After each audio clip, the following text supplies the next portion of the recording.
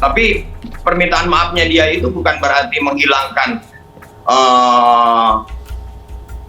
persoalan hukum secara positif dan juga adat kepada yang bersangkutan. Tapi ini merupakan catatan penting supaya jangan seenaknya kita sesama warga negara menghina, rasis. Gitu.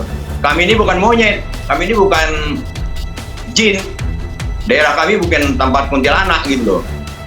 Baik. Kita ini berbicara NKRI, berbicara keharmonisan, jangan dipancing-pancing kami.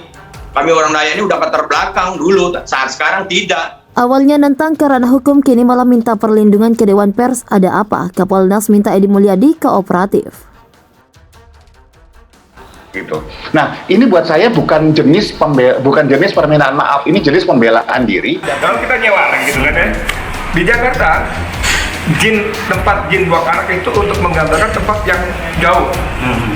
Jangankan Kalimantan, istilah kita, mohon maaf ya, Monas itu dulu tempat jin buang anak. Yeah.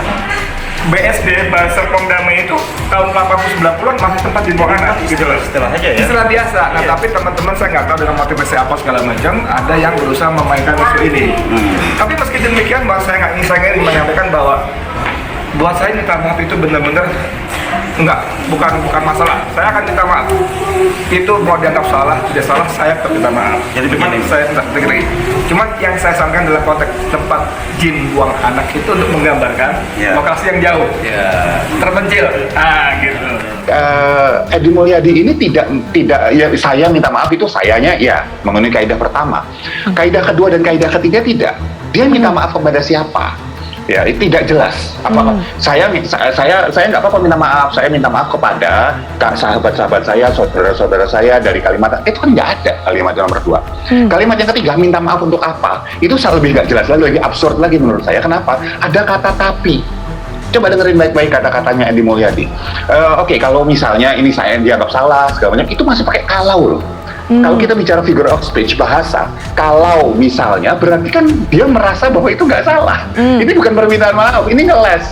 Oleh sebab itu, kami telah putuskan bahwa Edi Mulyadi harus diproses secara hukum positif, harus ditangkap. Tapi ini kualifikasinya kalau menyebarkan kelompok ini bukan delik aduan gitu loh. Walaupun misalnya masyarakat Kalimantan memaafkan, kalau misalnya aparat hukum melanjuti ya nggak bisa apa, karena ini bukan delik aduan, karena ini pasal untuk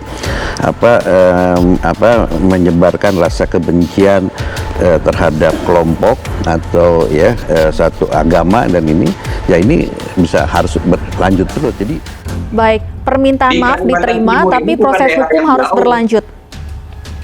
Harus berlanjut, dan besok saya akan pimpin masyarakat adat dan saudara Kalimantan Timur, dan saya membawahi seluruh sub Dayak yang ada di Kalimantan Timur bertanggung jawab untuk ini.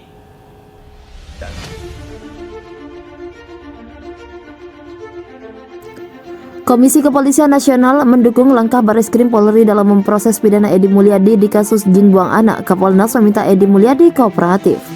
Kami sangat mendukung tindakan tegas dari Bareskrim Polri dalam melakukan penyidikan terhadap saudara IM. Kami berharap saudara IM kooperatif dengan penyidikan ini, kata Komisioner Kompolnas Pongki Indarti kepada wartawan Sabtu 29 Januari 2022. Pongki berharap kasus yang menjerat Edi Mulyadi dapat dijadikan pelajaran oleh masyarakat, dan kami berharap ini dapat menjadi efek jerah bagi yang bersangkutan maupun kepada yang lain, imbu Pongki.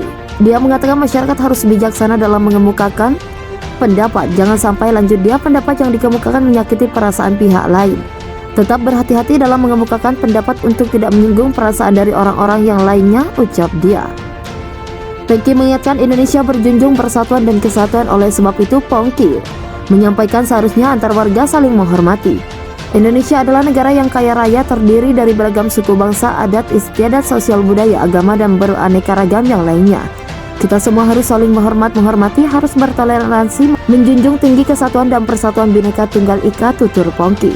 Awal mula kasus ujaran jin buang anak ini bermula dari pernyataan Edi Mulyadi terkait rencana pemindahan ibu kota negara ke Kalimantan Timur. Edi menyampaikan dirinya menolak rencana ini.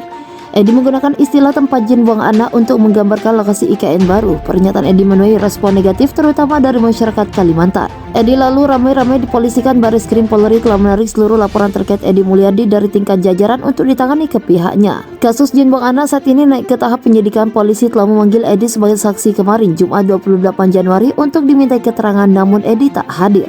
Pengacara Edi Mulyadi, Herman Kadir, mengatakan akan menyurati Dewan Pers. Herman menyebut lainnya menyatakan soal penolakan pemindahan IKN dan mengistilahkan IKN yang baru sebagai tempat Jin buang anak dalam kapasitas sebagai wartawan. Kami juga akan mengirim surat ke Dewan Pers meminta perlindungan hukum karena bagaimanapun Pak Edi kan waktu bicara kan sebagai wartawan senior diminta oleh panitia itu. Jadi antara dia pribadi dengan konferensinya sudah melekat. Jadi kita mau kirim surat ke Dewan Pers untuk minta perlindungan hukum. Ini kita sudah siapin suratnya, ungkap Herman kepada wartawan pagi tadi.